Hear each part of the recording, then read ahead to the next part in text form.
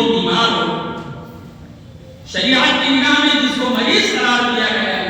کوئی حکیم، ڈاکٹر، مسلمان اور ماہر جو اپنے فن کے اندر ہو، ماہر ڈاکٹر، ماہر حکیم جو مسلمان ہو، وہ یہ آپ سے کہتے کہ آپ بیمار ہیں اور اگر آپ نے روزہ رکھا تو آپ کی بیماری بڑھ جائے گی یا آپ کو صحت حاصل ہونے میں بہت وقت لگ جائے گا، یا کوئی ایسا دائمی شوگر کا مریض ہے کہ وہ چند گھنٹے بھی بھوکا نہیں رہ سکتا، ایسے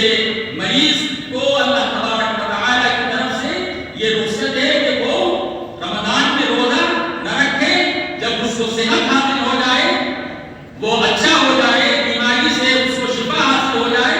پورے سال میں وہ روزوں کی قضا کرے۔ او علی سفر، یا کوئی حالت سفر میں ہو، سفر کی تعین حضور علیہ السلام کے مبارک عمل سے 3 منزل ہے، اور 3 منزل کا مطلب یہ ہے کہ 3 دن تک صبح سورج نکلنے کے بعد سے لے کر زوال تک پیادہ یعنی پیدل جتنا آدمی چل سکتا ہے، صبح سے لے کر زوال تک پیدل آدمی چلے تو 3 دن تک اتنے وقت میں وہ پیدل جتنا چل جائے گا وہ مسافر کہلائے گا، جس کو ہمارے فقہاء نے 48 میل سے تعبیر کیا، اور 77 کلومیٹر اگر وہ سفر کر رہا ہے اور 15 دن سے کم کا اس کا ارادہ ہے، ایسا سفر کرنے والا شریعت کی نگاہ میں مسافر ہوتا ہے، وہ نماز میں بھی قصر کرے گا اور روزہ رکھنے میں اگر اس کو مشقت ہو رہی ہے، تکلیف ہو رہی ہے، روزہ رکھنے میں پریشانی ہو رہی ہے حالت سفر میں، تو پھر اس کو روزہ نہ رکھنے کی بھی رخصت ہے، اجازت ہے۔ لیکن آج کل اسباب بہت آسان ہو گئے، ٹرین کے ذریعے سے، پلین کے ذریعے سے آدمی بمبئی اس کو جانا ہے، کلکتہ اس کو جانا ہے، سعودی عربیہ اس کو جانا ہے، ظاہر ہے کہ چند گھنٹوں کے اندر وہ سعودی عربیہ پہنچ جاتا ہے، 1-1.5 گھنٹے میں وہ بمبئی پہنچ جاتا ہے، اس سے زیادہ وقت میں وہ کلکتہ اور ہندوستان کے دیگر شہروں میں آسانی سے پہنچ سکتا ہے، تو اس کو روزہ رکھنے میں کوئی مشقت نہیں، وہ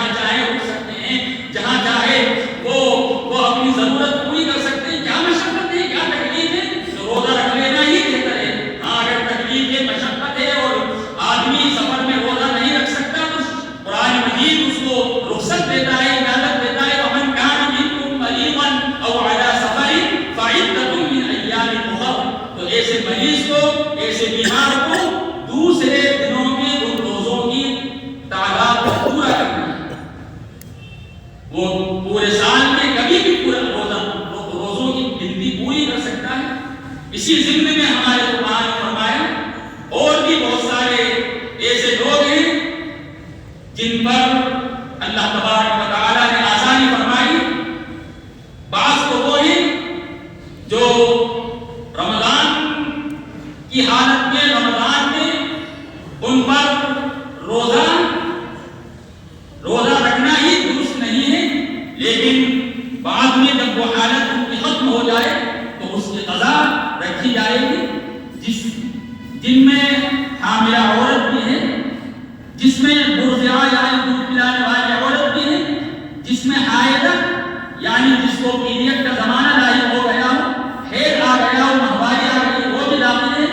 اور ان میں وہ عورت بھی داخل ہے جس کا رمضان کے اندر بچے کی ولادت ہو گئی. ظاہر ہے کہ اب ایک خاص زمانہ اس کو لاحق ہوگا جس میں وہ نماز بھی نہیں پڑھ سکتی، قرآن بھی نہیں پڑھ سکتی، روزہ بھی نہیں رکھ سکتی. اگر ہماری خواتین یہ مسئلہ معلوم کرتی ہیں تو مردوں کو بھی معلوم ہونا چاہیے. اگر ان کو یہ مسئلہ لاحق ہو جائے تو وہ بتا دیں کہ ہم نے سنا ہے کہ اگر روزے کی حالت میں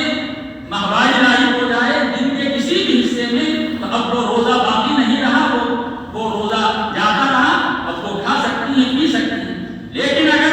عادت کے مطابق 5 دن میں، 7 دن میں، 8 دن میں اور آخری مدت اس کی 10 دن ہوا کرتی ہے تو جیسی عورت کی عادت ہے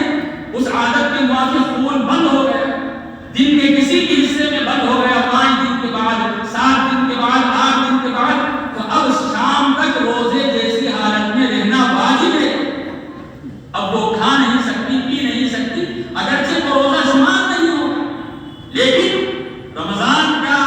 اللہ تبارک و تعالیٰ نے ایسا احترام رکھا ہے کہ اس میں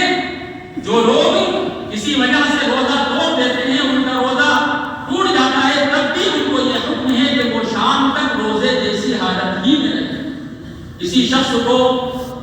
یہ خیال ہوا، وہ اٹھا، اس نے یہ سوچا کہ ابھی تو رات باقی ہے، اور اس نے کچھ کھا لیا، پی لیا. کھانے پینے کے بعد جب باہر نکلا دیکھا کہ 7 بج گئے، اب تو سورج بھی نکل گیا. ہمارے فقہا فرماتے ہیں اس دن کا اس کا روزہ تو نہیں ہوگا، لیکن شام تک اس کو روزے جیسی حالت میں رہنا واجب ہے. مجھے سب میرا تو روزہ ہی نہیں، میں نے بعد میں کھایا پیا ہے، میں خوب ناشتہ کروں اور خوب سموسے کچوری کھاؤں، چائے پیوں. نہیں، ضروری ہے آپ کے لیے کہ آپ شام تک روزے جیسی حالت میں رہیں. اگرچہ آپ کا وہ روزہ نہیں ہوگا، بعد میں اس روزے کی آپ کو قضا کرنا ہے. آئندہ دنوں پر انشاءاللہ یہ 3-4 مسئلے انشاءاللہ وضاحت کے ساتھ بیان کروں گا. اللہ تعالیٰ سے دعا کریں اللہ تعالیٰ یہ ماہ صیام اور قیام ہم سب کے لیے باعث خیر و برکت بنائے، اور ہمیں یہ سمجھ کر اس ماہ صیام کو گزارنے کی توفیق عطا فرمائے کہ نہ معلوم آئندہ میں کی ضرورت میرا وقت مقررہ کہیں 20 سال کے اندر ہی آ جائے اور میں اللہ کے حضور میں حاضر ہو جاؤں. آخر رمضان سمجھتے ہوئے اس رمضان کو گزارا جائے. اللہ تعالیٰ ہم سب کو اس ماہ صیام کے قدردانی کی توفیق عطا فرمائے. سنتیں پڑھ لیجیے. وآخر دعوانا